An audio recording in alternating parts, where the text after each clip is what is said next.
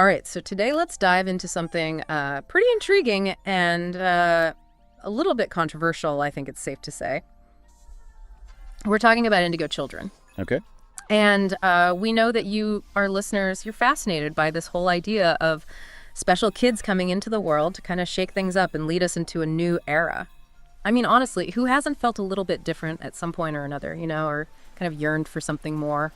Right. Yeah. And I think this is a good point to mention that this deep dive isn't about proving or disproving the existence of indigo children. Right. We're more interested in tracing the history of the concept and unpacking those traits that people associate with indigo children. Okay. And, seeing how this whole phenomenon is viewed by different sources. Yeah, where does this idea come from? Yeah, exactly. Yeah. Think of it as a journey through beliefs. Yeah.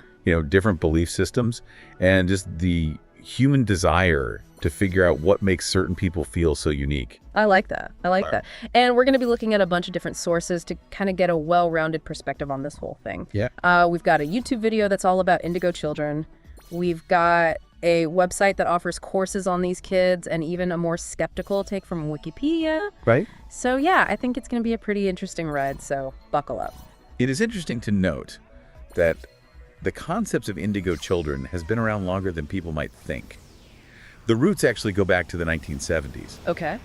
With a woman named Nancy Ann Tappe, who was a synesthete and a psychic, who said that she could see auras.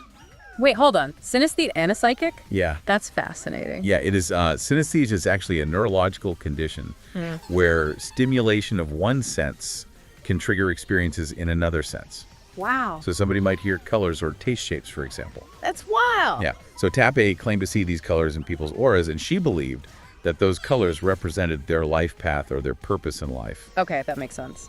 So how did she connect auras to indigo children then? Well, in her book, Understanding Your Life Through Color, she outlined this idea of life colors, with each color representing a different personality type or life purpose. Okay.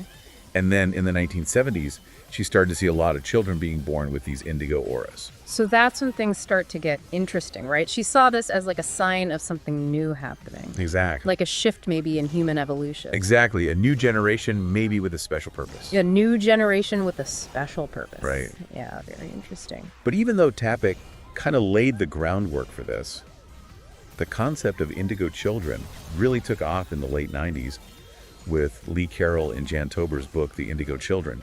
The new kids have arrived. Oh, yeah, I've heard of that one. This book and the YouTube video we're looking at really pushed for this idea that these kids are here with a mission, to challenge outdated ways of thinking and bring about a more spiritual and enlightened world. So they're here to kind of shake things up. Yeah, okay, so let's get into what are these kids actually like?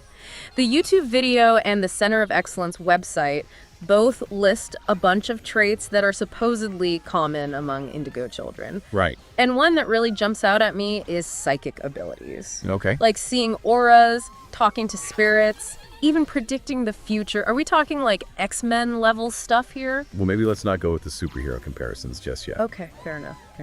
It's important to remember that the existence of psychic abilities is still heavily debated in the scientific community. Yeah, right. But the belief in these abilities is definitely like a cornerstone of the indigo child concept. Okay, so besides potentially being the next Professor X, Yep. what else makes these kids stand out? Another one of the key traits is this rebellious nature. Okay. They question authority, they don't like rigid rules, and they're not afraid to challenge the status quo. Yeah. And it's not just about being defiant for the sake of it. Right. The Center of Excellence actually suggests that this rebellious streak is part of their mission, to break down outdated systems and paves the way for a better future. So they're like revolutionaries, but with a spiritual twist. Exactly. Okay, I like that. And this rebellious streak often goes hand in hand with a strong sense of empathy. Okay. Indigo children are said to deeply feel the emotions of other people, connect strongly with nature, and they have this desire for justice and fairness. Yeah. They see all the world's problems and they feel this need to make a difference. So we got potential psychics, rebels with a cause, and super empathetic kids. Yeah. Is there anything else? This is starting to sound like my average Tuesday. So creativity is another commonly cited trait. Okay.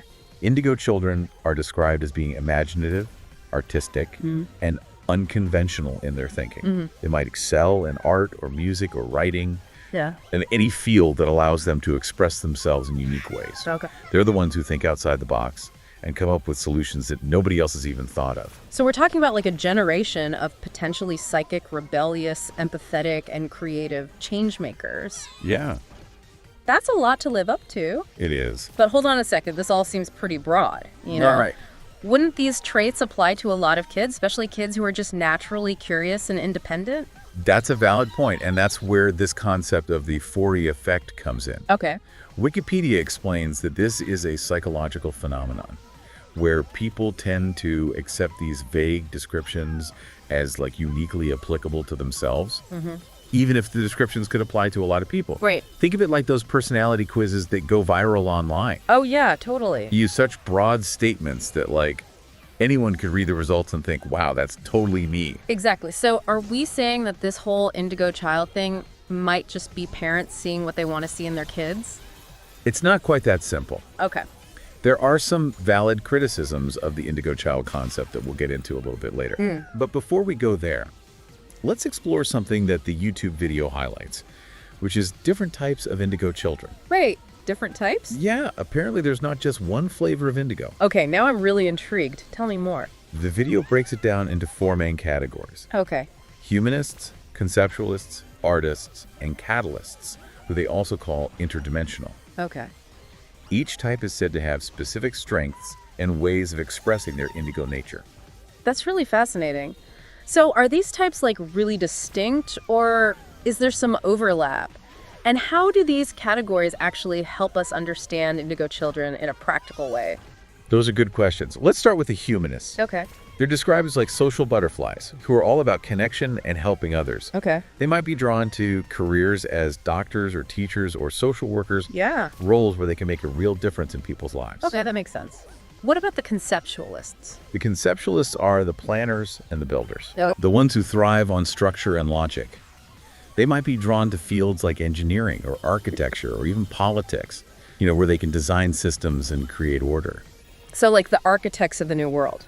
Exactly. Interesting. Okay. And the artists, I'm guessing those were the creative souls that we talked about earlier. Exactly. They're the musicians, the writers, the painters, anyone who uses art as a form of self-expression and a way to connect with the world on a deeper level. Okay. They might be the ones who inspire us with their vision and beauty. Awesome. Okay, so that's 3 down. What about the last one, the catalysts? That name sounds pretty intense. They are pretty intense. Yeah. The video describes them as the most philosophical and spiritually driven of the indigo types. Oh, wow. They're the ones who question everything and challenge traditional beliefs and push the boundaries of human thought. Right. They might be the philosophers or the spiritual leaders or the revolutionaries who help us see the world in new ways. Wow, so we've got a whole spectrum of indigo personalities, each with their own unique gifts and ways of impacting the world. But I have to ask, is it really helpful to put people into these neat little boxes? Don't we all have a bit of each type within us? That's a great point. And the sources do acknowledge that not every indigo child will fit neatly into one category. Right. It's more about recognizing patterns and understanding the underlying motivations for their behavior. That makes sense. So we've explored the origins of the indigo child concept. We dove into the traits and types, and we even talked about the 4-4 effect. But now I'm curious to hear about those criticisms that you mentioned earlier. Okay. What are some of the potential downsides or concerns surrounding this idea? That's an excellent question, and it's one that requires careful consideration. Yeah.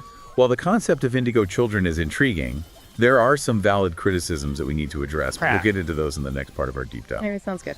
Okay, so we've established that the concept of indigo children is, a bit of a mixed bag. We've got these fascinating traits, these different personality types, and this whole idea of a generation that's destined to, change the world. Right. But now it's time to get real. What are some of the potential downsides or concerns surrounding this whole idea? Yeah. One of the biggest criticisms, and this is something that Wikipedia really highlights, is the lack of scientific evidence. Okay. Yeah. There are plenty of anecdotal accounts and personal stories out there, Right. but there's no real empirical data to support, the existence of indigo children or their unique traits. Right.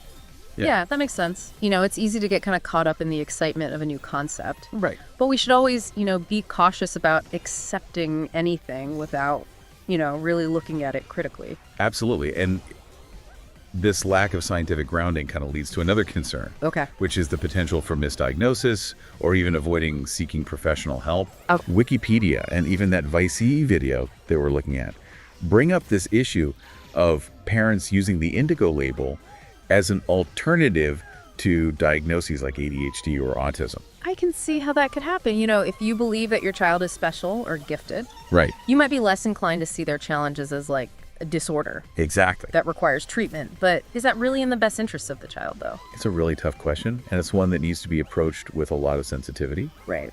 While there's nothing wrong with celebrating a child's unique qualities, avoiding a diagnosis could actually delay, their access to therapies or interventions that could really improve their quality of life. So while the intention might be good, like wanting to see your child as something more than just a label, Right. could actually backfire. It could, and that's where I think the Vice video really shines. Okay. It actually interviews a bunch of different people, including parents, self-identified indigos, and medical professionals, Wow. to offer a bunch of different perspectives on this issue. That's awesome. I mean, personal stories are always so powerful Yeah. in helping us understand these complex topics. So who do we meet in the video?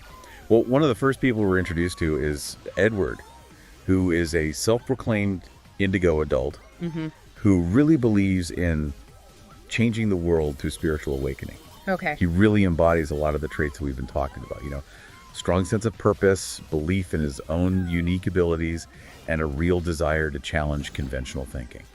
He sounds like a fascinating character. Does he actually claim to have psychic abilities? He does. He even tries to read the host's past lives, but without much success. Oh, wow. So this kind of highlights a key point, Okay. that while some individuals might genuinely believe in their psychic abilities, actually demonstrating those abilities in a concrete way is often a different matter. Right. Yeah. Belief and demonstrable evidence are two very different things. Exactly. So besides Edward, who else do we meet? We also meet Idel and her daughter Deandra, Okay. who represent kind of a different perspective within the Indigo movement. Okay. Idel is a holistic dentist, and Deandra is an energy healer, and they kind of embody this blend of spirituality and alternative healing practices that's often associated with the Indigo concept. So they're approaching it from a more holistic and spiritual perspective. Exactly. And what's really interesting about their story is the way that they frame Deandra's childhood. Okay. Idel actually claims that Deandra was initially labeled with a learning disability, Okay. but she rejected that label, believing instead that her daughter was just different, an indigo with unique gifts. That kind of brings us back to that concern about avoiding traditional diagnoses. Right. Do they address that at all? They do, and this is where the video gets really balanced. Okay. We also hear from a clinical psychologist who specializes in ADHD, Okay. and he emphasizes that ADHD is a real condition with very real consequences, and that avoiding diagnosis and treatment can be really detrimental to a child's well-being. So it's not about dismissing the challenges that these kids might face. It's about understanding them from a different perspective. Exactly. The psychologist even suggests that while emphasizing a child's specialness can be a positive thing, it's important to strike a balance. Right. Overemphasizing their uniqueness could actually lead to developing narcissistic tendencies, Okay. which might actually hinder their ability to connect with others and navigate the world. Right. That's a really good point. It's all about finding that balance, Right. between celebrating individuality, but also acknowledging the need for support when it's necessary. Exactly. And the video doesn't shy away from showing us the potential pitfalls of taking the indigo concept too far. Okay. We actually meet a mother at a psychic fair who proudly identifies her daughter as an indigo and refuses to give her daughter medication, choosing alternative remedies for her behavioral challenges. Wow. Okay. That's quite a contrast to the psychologist's perspective. It is. It seems like there's a real spectrum of beliefs and approaches within this indigo community. Absolutely. And that diversity of viewpoints is one of the things that makes this whole topic so fascinating. It's not a black and white issue. Right. So we've got Edward, the spiritual change maker. Right. Idel and Deandra with their holistic approach. And this mother who's like totally against traditional medicine. Anyone else stand out? Yes.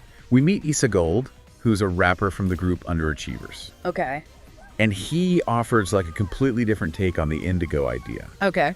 He believes that everyone is indigo, Wow. that we're all connected, and that the internet is helping us tap into this collective consciousness. Okay. That's a really interesting perspective. It kind of takes the whole concept and flips it on its head. It's not about just a select few. It's about a universal potential within all of us. Exactly. And I think his perspective really highlights this broader cultural impact of the Indigo movement, especially how it resonates with young people who are searching for meaning and connection in a world that's constantly changing. Yeah, it seems like the Indigo concept, whether you believe in it literally or not, is tapping into a very real human need, like a sense of purpose and belonging. Absolutely.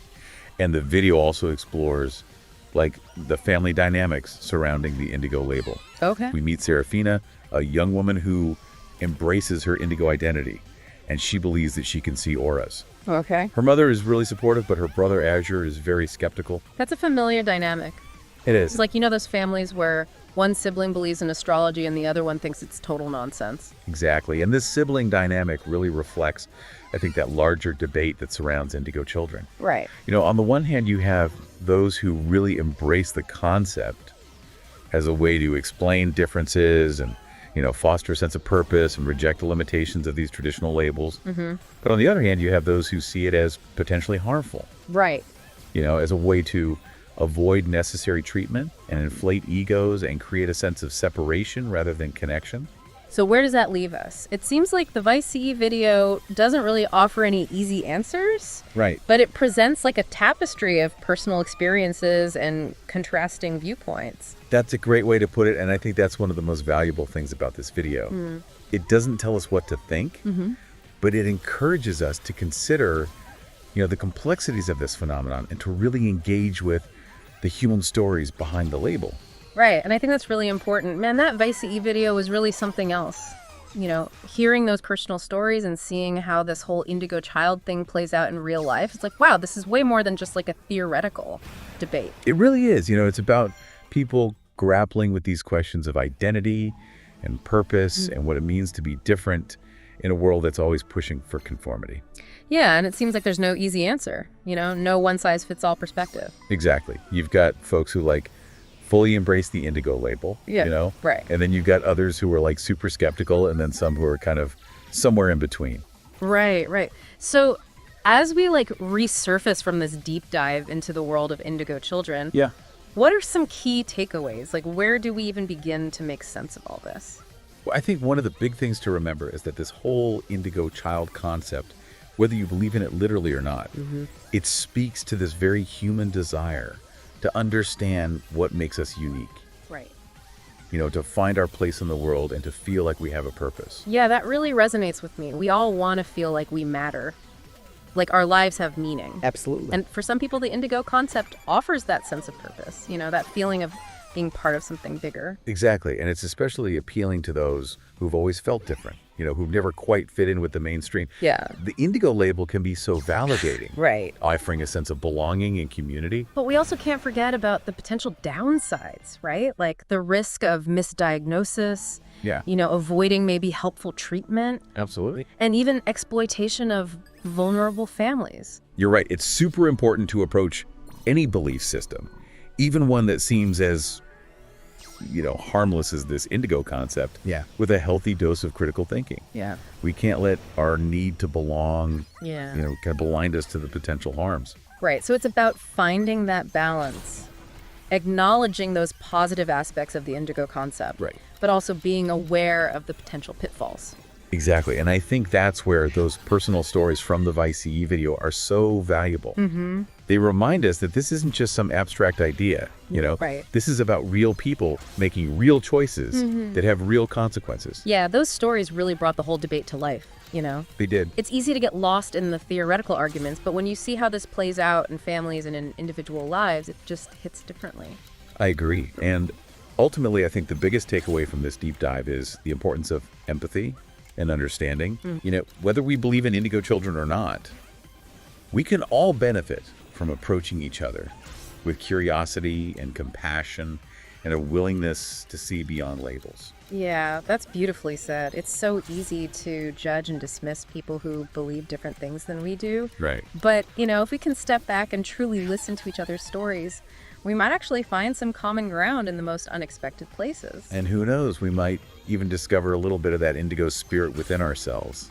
That spark of creativity, that yearning for a better world, that deep empathy that connects us all. So for all you deep divers out there, whether you're a believer, a skeptic, or somewhere in between, we hope this exploration has given you something to think about. Yes, the world of Indigo children is complex. It's full of contradictions and unanswered questions. It really is. But it's also a really fascinating reflection of our own human desires for meaning and purpose and connection. Yeah. And that's something worth exploring no matter where you stand on this whole Indigo spectrum. Absolutely. And on that note, we'll leave you with one final question to ponder.